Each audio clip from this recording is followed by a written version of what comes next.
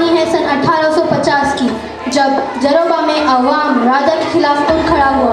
हर तरफ बगावत और विद्रोह। लोगों ने हल छोड़कर हथियार उठा लिए थे और जब अवाम राजा के खिलाफ उठ खड़ा होता है तो राजा भी अपनी गद्दी पर नहीं रह सकता। राजा और उसके मंत्री महल से भाग गए हैं और वो लापता हैं। कब तक भागेंगे? हमें तुरंत राजमहल पर हमला करना होगा। लोकतंत्र के लिए राजा और उसके पूरे परिवार को खत्म करना जरूरी है। लोकतंत्र जिंदाबाद! लोकतंत्र जिंदाबाद! लोकतंत्र जिंदाबाद!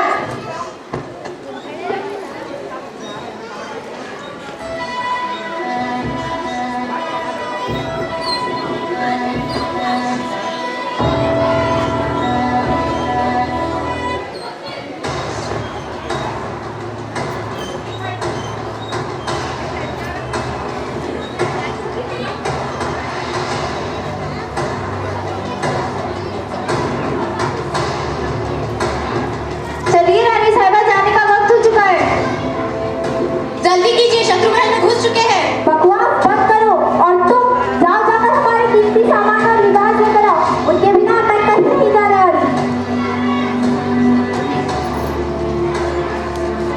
तुम क्या कर रही हो? जाओ बग्गी में सामान रखने के लिए जगह बनाओ।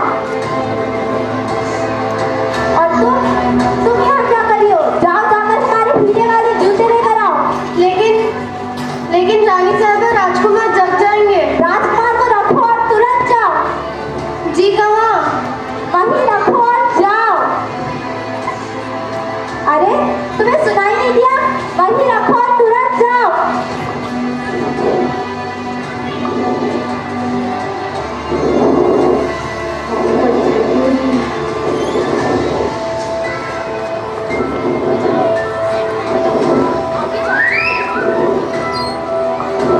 रानी साहिबा, बग्गी तैयार है और सामान रखने के लिए जगह नहीं है। जगह नहीं है तो जगह बनाओ। हमें ना सुनना पसंद नहीं।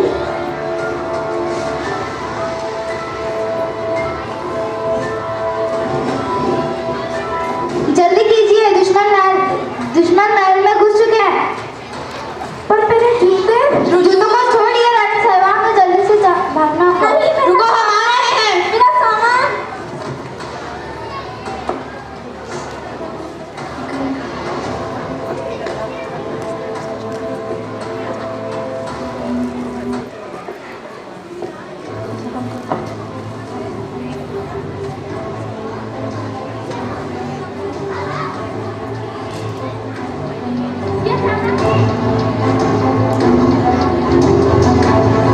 चलो गुरुजा, हमें यहाँ से भागना होगा, वरना इस राजकुमार के चक्कर में तुम भी मारी जाओगी।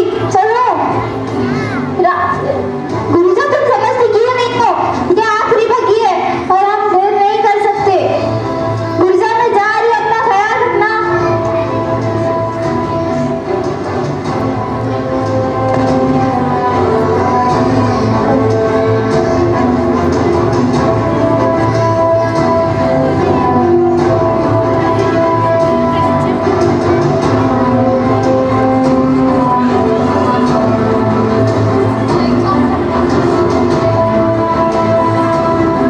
Lights off.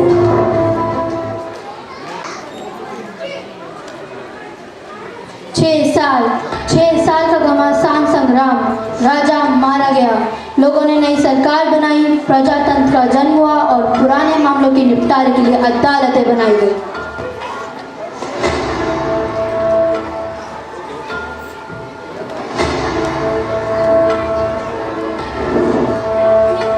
The courtroom. अदालत की कार्रवाई शुरू की जाए। हुजूर, आज का मामला एकदम अद्भुत है। एक बच्चा, 2 माँ। मतलब एक बच्चे के लिए 2 माएँ लड़ रही हैं। क्या? कौन है ये देवियाँ? एक राज्य की भूतपूर्व रानी और दूसरी उनकी दासी गुरुजा। कमाल है। हमारा तो ख्याल था कि रानी और उनका बेटा उससे विद्रोह में मारे गए। नहीं हुजूर, राजकुमार जिंदा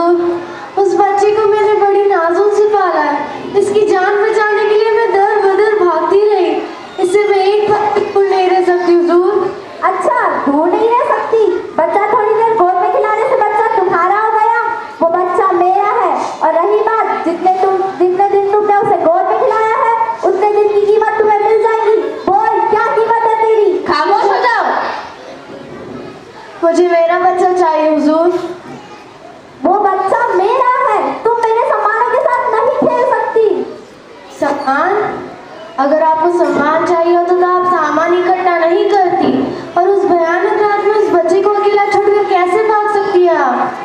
वहाँ भगदड़ मच गई थी। मैंने अपने बच्चे को छोड़ा नहीं था, हम बिछड़ गए थे। मुझे जबरदस्ती ले जाया गया था। आपको अपने बच्चे से ज्यादा आपकी कीमती सामान चाहिए थे। नहीं, तुम झूठ बोल रही हो। नहीं, आप सच भूल रही हैं। खामोश हो जाओ। इस बात का हम अभी फैसला कर देते हैं कि उस बच्चे की असल माँ कौन है। बच्चे को इधर लेकर आया जाए।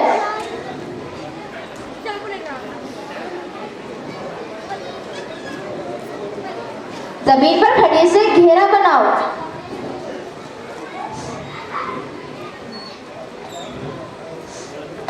और अब इस घेरे के अंदर उस बच्चे को खड़ा कर दो। आओ बेटा, तुम बीच बीच में खड़े हो जाओ। अब आप दोनों मेरी बात ध्यान से सुनिए। आप दोनों इस बच्चे का हाथ पकड़ के इसे खींचेंगी, और जिसने भी इस बच्चे को इस घेरे से बाहर लेकर आएगा, ये बच्चा उसी का होगा। आइए, 1 2 3।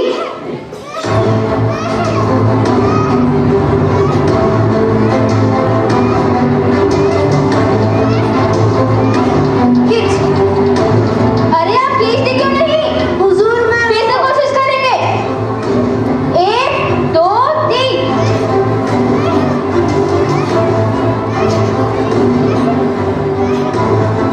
अरे आप खींचते क्यों नहीं? नहीं खींच सकती हुजूर। इस बच्चे को मैंने फूलों जैसा पाला है। उसे दर्द कैसे दे सकती हूँ मैं? उसकी बाहें कैसे खेल सकती हूँ मैं? जिस बच्चे के सुख के लिए मैं दिन रात तपस्या करती रही, उसे दर्द कैसे दे सकती हूँ मैं? अगर यही शर्त है तो मुझे मेरा बच्चा नहीं चाहिए हुजूर। मुझे माफ कर दीजिए। मुझे मेरा बच्चा सच में नहीं चाहिए। रानी साहबा, मिशा का ख्याल रखना। तो अब ये बच्चा हमारा हुआ। इस बच्चे को खींचने में रानी सफल हुई, तो अब ये बच्चा महारानी का हुआ। पर राज्य की बची हुई संपत्ति पर इस बच्चे का कोई हक नहीं। ये बच्चा जिसके पास नहीं होगा, राज्य की संपत्ति उसी को दी जाएगी।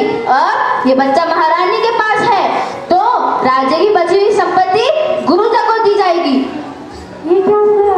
मुझे तो ये बच्चा सिर्फ इस संपत्ति के लिए चाहिए था। अगर संपत्ति ही नहीं मिल रही है तो मैं इस बच्चे को लेकर क्या करूँगी? एक काम करती हूँ, मैं इस बच्चे को लेने से इनकार कर देती हूँ। इसी तरह सारी संपत्ति मेरे हिस्से में आ जाएगी। हाँ, ऐसे ही करती हूँ। मुझे कोई संपत्ति नहीं चाहिए हुजूर। मुझे सिर्फ मेरा बच्चा चाहिए। लेकिन अब तो ये बच्चा महारानी का हुआ। हमें लगता है कि हमें इस बच्चे को गुरुजा को ही देना चाहिए, क्योंकि गुरुजा हमसे अच्छा इसे संभाल सकती है, क्योंकि उसी ने इसे 6 साल तक संभाला है। अपने बच्चे की भलाई के लिए हम इसे गुरुजा को ही देना चाहेंगे। हमें मंजूर है हुजूर। हमें कोई संपत्ति नहीं चाहिए। हम जानते थे कि आपको ये बच्चा नहीं, बल्कि उससे जुड़ी संपत्ति चाहिए। आपको इस बच्चे से कोई लगाव नहीं। अगर आपको इस बच्चे से थोड़ा सा भी लगाव होता, तो आप उसे उस भगदड़ में कभी नहीं छोड़ती। रानी साहबा, असल माँ वो नहीं होती जो सिर्फ बच्चे को जन्म दे और मरने के लिए छोड़ के चली जाए, बल्कि असल माँ तो वो होती है जो बिना किसी स्वार्थ के किसी और के बच्चे को मौत के मुंह से बाहर लेके आए और अपनी खुद की औलाद की तरह उसे पाले, उसकी रक्षा करे। कोई भी फल सिर्फ बीज बोने से बड़ा नहीं होता, बल्कि उसे समय समय से खाद और पानी भी डालना जरूरी होता है, और उसकी तेज तूफान आदियों से रक्षा करने से होता है।